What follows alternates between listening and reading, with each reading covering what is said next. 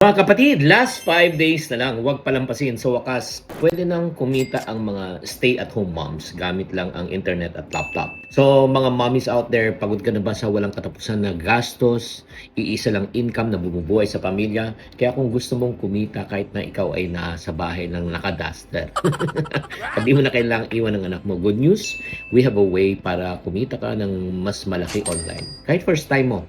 So we just want to introduce you yung Sana All. Discover the effective freelancing techniques that will make you comfortable sa iyong gastusin. May step-by-step guide na po tayo para matulungan kayo on how you can start your freelancing journey. Dito, you will learn on how to earn at the same time, get high-paid clients, and magkakaroon ka ng flexible working hours. And good news, makakuha kayo ng, we'll share with you also the IMM, ang income multiplier method, yung 8 simple strategies to earn 6 to 7 figure income.